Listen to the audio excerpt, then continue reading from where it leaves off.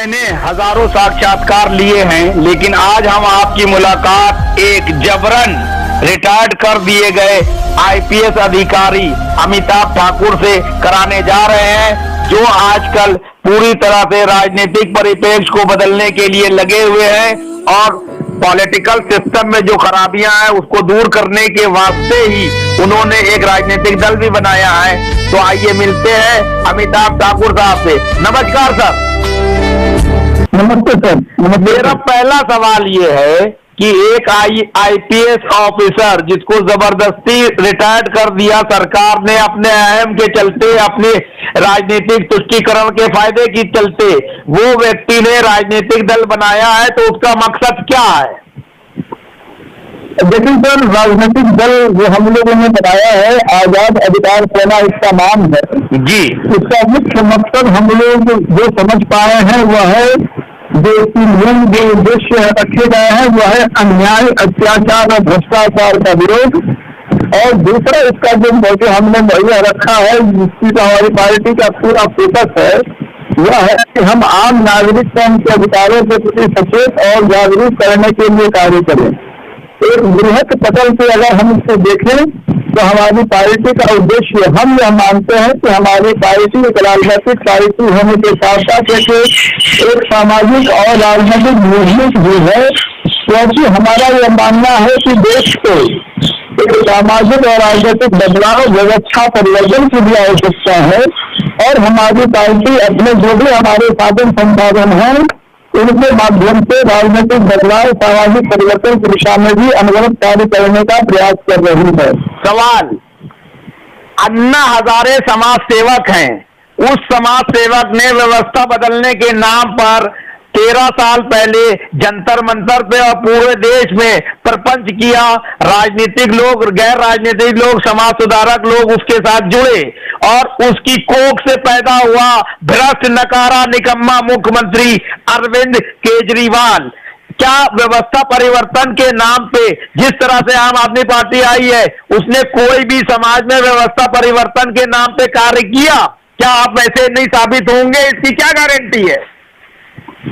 आपका प्रश्न बहुत ही अच्छा है, बहुत ही मौजूद है, बहुत ही वाजिब है।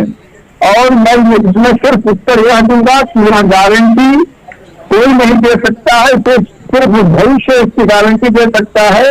अभी मेरे लिए शब्दों का ऐसे मामलों में कोई मोल नहीं होता। मैं कोई भी झूठी गारंटी नहीं देना चाहूंगा, कोई भी गलत बात नहीं कहना चाहूंगा। बस लोगों से अनुरोध करूंगा कि वे हमारे कार्यों को, हमारे कर्तव्यों को, हमारे एक्शंस को नजदीकी से देखें, परखें। और यदि उन्हें लगता है कि हम जो कह रहे हैं वही करना चाहते हैं तो हम पर विश्वास करें।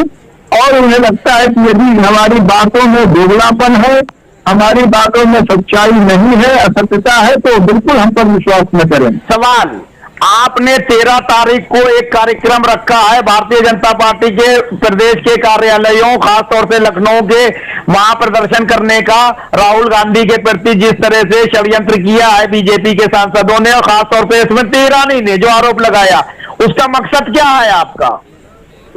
देखिए, इस पर हमारा यह कहना है, हमारी पार्टी का यह मानना है कि कल जो राहुल गांधी का जो संबोधन था, जो उन्होंने अपना भाषण दिया, जो अपने वक्तव्य कहे, उसमें उन्होंने एक लगभग अछूते बिंदु को बहुत ही मार्मिकता के साथ, बहुत ही संवेदनशीलता के साथ प्रस्तुत किया, जहां उन्होंने बताया कि किस प्रकार मणिपुर जल रहा है। उन्होंने तमाम दृष्टांत दिए, मां की संज्ञा दी, मां की हत्या तक की बात कही, और उन्होंने एक राजनीतिक परिपक्व ढंग से तथ्यों को सामने लाकर लोगों को उसके प्रति सेंसिटाइज करने का प्रयास और कार्य किया। अब उसके बाद हुआ क्या? उसके बाद उन्होंने एक रूटीन जेस्चर जिसे कहते हैं, संकेत कहते हैं, एक रूटीन संकेत उन्होंने स्पीकर की ओर किया अपने दिलगिन में, एक अच्छे व्यक्ति होने के रूप में इसका। और वह जो कुछ भी अपना संकेत दे रहे थे, कर रहे थे, वो स्पीकर की ओर था। महिला सांसद जो थी वो बिल्कुल अलग दूसरी दिशा में थी। बाद में उस महिला सांसद ने यह दावा कर दिया कि मेरी और महिलाओं की ओर देखिए अभद्र टिप्पणी की गई, जबकि वह संकेत स्पीकर की ओर था। हमारी पार्टी का यह मानना है कि यह जो कुछ भी बात में शिकायतें हुई राहुल गांधी को लेकर, उसका एकमात्र उद्देश्य यह था कि जो मणिपुर जल रहा है, मणिपुर के प्रति लोगों के मन में जो भावना जगाई राहुल गांधी ने अपने स्पीच के माध्यम से, उससे लोगों का ध्यान भटकाया जाए। ध्यान भटकाव के लिए कथित फ्लाइंग किस का कारनामा ले आया गया, उसकी शिकायत कर दी गई और आज उनको अश्लील बता दिया गया। हमारी पार्टी ने यह निर्णय लिया है कि 13 तारीख को 13 अगस्त को शनिवार को हम भारतीय जनता पार्टी के उत्तर प्रदेश प्रदेश कार्यालय जो विधानसभा मार्ग पे है जी, और समस्त जिला कार्यालयों पे हम सीमित संख्या में हमने कहा है कि अधिकतम 4-5 लोग जाके लोगों को इन बातों से अवगत कराएंगे और उस कार्यालय भवन की ओर खड़े होकर वही भंगना करेंगे जिसे फ्लाइंग किस कहकर अनावश्यक रूप से विवादित किया जा रहा है। यह हमारा एक सांकेतिक विरोध होगा भारतीय जनता पार्टी की असंवेदनशीलता और असत्यता के प्रति और उन तथ्यों को लोगों के सामने लाने के लिए। सर, एक आखिरी और महत्वपूर्ण सवाल, इसका बहुत सोच के जवाब दीजिएगा। आप खुद एक राजनीतिक पार्टी के मुखिया हैं, आपका इस तरीके से कांग्रेस के पूर्व राष्ट्रीय अध्यक्ष और निलंबित होकर दोबारा वापस जो है संसद सदस्यता पाने वाले राहुल गांधी के पक्ष में इस तरह से उतरना, क्या ये संकेत नहीं देता है कि अमिताभ ठाकुर और उनकी पार्टी कांग्रेस या जो इंडिया बना है उसके साथ तालमेल करने की दिशा में अग्रसरित हो रहे हैं? अगर भविष्य में भारतीय जनता पार्टी की एनडीए समाज सुधार और व्यवस्था परिवर्तन की दिशा में आगे बढ़ती है, तो क्या अमिताभ ठाकुर भारतीय जनता पार्टी और एनडीए के सकारात्मक रुख के लिए उनके साथ भी उसी तरह से खड़े होंगे जैसे राहुल गांधी के इस मामले में खड़े हो रहे हैं? इसका जवाब बहुत सोच के दीजिए, बहुत महत्वपूर्ण है आपके लिए। देखिए सर, मैं इसमें मात्र ये कहूंगा कि हमारी पार्टी का यह मानना है कि देश और व्यवस्था समाज ये सर्वोपरि है। हम तो बिल्कुल नए राजनीतिक पार्टी है, लेकिन जो बहुत पुराने भी हैं जिनको कई बार खेले खिलाए कहते हैं, जो भी कहते हैं उनके लिए वो अपने देश और समाज के सामने कुछ नहीं है। तो सर्वोपरि राष्ट्रहित है, ये सब कहते हैं, मैं भी कहता हूँ। इस राष्ट्रहित के लिए यदि हमारे जो बुनियादी सिद्धांत हैं उनके प्रति जो है उनके प्रति कहीं न कहीं लगाव प्रदर्शित होता है, उन सिद्धांतों की पूर्ति होती दिखती है। उसके अलावा हमारी पार्टी का यह भी सिद्धांत है कि लोगों के बीच परस्पर एकता, सहिष्णुता, विश्वास, न कि आपस में झगड़ा लड़ाई, आपस में विद्वेष। यदि इस प्रकार के कार्य जो भी करता है और जब उसके कार्य सही लगते हैं तो कोई भी पार्टी हो, पार्टी ए हो, पार्टी बी हो, पार्टी सी हो, हम इस पार्टी के साथ इस अवसर पे अवश्य खड़े रहेंगे जो हमारे सीमित साधन संसाधन है। जहां तक एक राजनीतिक तालमेल का प्रश्न है और मौजूदा स्थिति का प्रश्न है, तो हमारा यह मानना है कि यदि हमारे पास एक ऑप्शन हो, और मैं ये बात बहुत सोच के कह रहा हूँ, यदि एक ऑप्शन हो कि हम एनडीए के साथ है कि आईएनडीआईए के साथ है आज के समय इस मौजूदा हालात में, तो जो एनडीए ने जिस प्रकार से देश को बांटने का, टुकड़े करने का, जिसको राहुल गांधी ने मां की हत्या शब्द का नाम दिया और कार्य कर रही है मणिपुर में, मैं समझता हूँ हरियाणा में, उत्तराखंड में, उत्तर प्रदेश में, पूरे देश में, तो इसमें स्वाभाविक रूप से हमारी पार्टी आईएनडीआईए के साथ ही रहेगी, इसमें कोई संशय नहीं। आखिरी एक सवाल और सर, ब्रजभूषण शरण सिंह को लेकर आपने शुरुआती दौर में ही संघर्ष शुरू किया था और लखनऊ के अग्रणी थाने में भी उनके लिए एफआईआर के लिए प्रयास किया था। अंततोगत्वा सुप्रीम कोर्ट के दखल से दिल्ली पुलिस ने जो उनके खिलाफ एफआईआर की, ब्रजभूषण अभी भी आजाद घूम रहा है, इस पर क्या कहेंगे?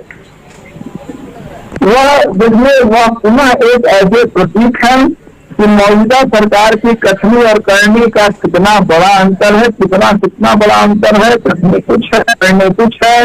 नारी एकता, नारी अस्मिता, नारी की महत्ता, फ्लाइंग किस इतना बड़ा मुद्दा है, इतना बड़ा मुद्दा है। और जो यौन शोषण के गंभीर आरोप हैं वो एक नहीं कई महिलाओं द्वारा, लड़कियों द्वारा, बच्चियों द्वारा, महिलाओं नहीं बोले, बच्चियों द्वारा, उन आरोपों में एफआईआर सुप्रीम कोर्ट दर्ज कराती है, गिरफ्तारी नहीं होती है, चार्जशीट ऐसे चला जाता है।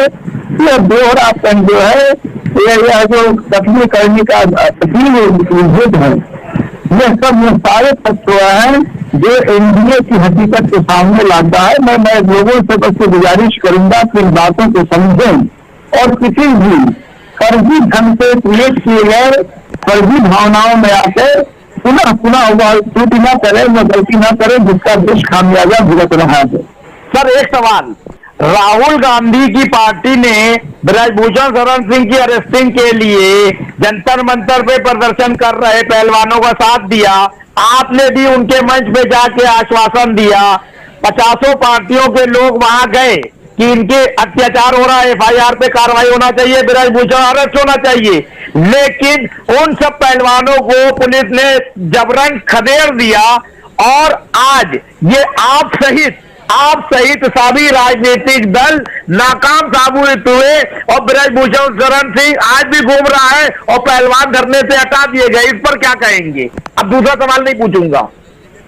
देखिए, मैं सीधी सी बात कहूंगा, ये हकीकतें हैं जिनसे हम और आप रूबरू हो रहे हैं। जिसके पास ताकत रहेगी वह ताकत का जिस समय किसी की शक्ति होगी, शक्तियां जिनके पास थी उन्होंने पूर्व में भी यह नहीं कह रहा हूँ कि भाजपा ही दुरुपयोग करेगी कांग्रेस के इमरजेंसी काल को। मैं राहुल गांधी की बात कर रहा हूँ, लेकिन इमरजेंसी काल में कांग्रेस ने क्या क्या किया जिससे भी हम अवगत है। हमारी पार्टी का मानना है कि जो भी जब भी गलत करता है उसका विरोध होना चाहिए। किसी हद तक सफल कौन होता है कि सफलता अपने हाथ में नहीं है, लेकिन गलत का विरोध अपने हाथ में, वो हमें करना पड़ेगा और हम करें। धन्यवाद अमिताभ जी, धन्यवाद, बहुत बहुत धन्यवाद। टुडे न्यूज आपका अपना यूट्यूब चैनल जो जज्बा सबसे दिखाने का रखता है, आपके क्षेत्र से संसद तक की खबरें। तो आइए आज ही से अभी से टुडे न्यूज को सब्सक्राइब करें।